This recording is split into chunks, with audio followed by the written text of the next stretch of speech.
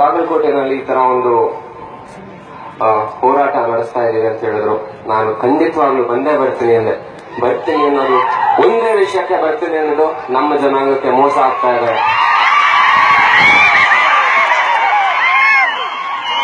ಅದನ್ನ ನಮ್ಮ ಕೈ ತಡ್ಕೊಳಕ್ ಆಗಲ್ಲ.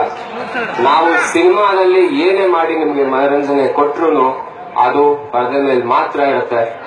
ನಾವು ಅಂದ್ರೆ ನಾನು ಇಲ್ಲಿರೋರೆಲ್ಲರೂ ನಿಮ್ಗೋಸ್ಕರನೇ ಹೋರಾಡ್ತಾ ಇದೀವಿ, ನೀವು ನಮ್ಗೋಸ್ಕರನೇ ಹೋರಾಡ್ತಾ ಇದ್ದೀರಾ.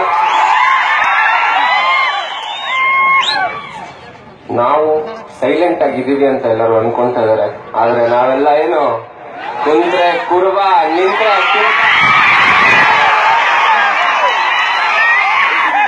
ನಾವು ಕೇಳ್ಕೊತಾ ಇರೋದೊಂದೇ, ನಮ್ಮ ಹಕ್ಕನ್ನ ನಾವು ಪಡ್ಕೊಳ್ಳೋದಕ್ಕೋಸ್ಕರ ಕೇಳ್ತಾ ಇದೀವಿ.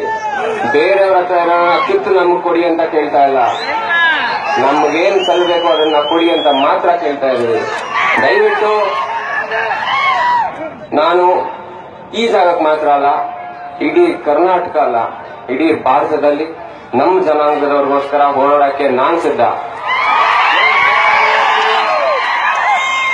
ಎಷ್ಟೇ ದಿನ ಆಗಲಿ ಸಿಗೋ ತನಕ ಬಿಡಬಾರ್ದು. ನಾವೆಲ್ಲರೂ ಕೈ ಜೋಡಿಸೋಣ, ನಾವೆಲ್ಲರೂ ಓಡೋಣ. Thank you.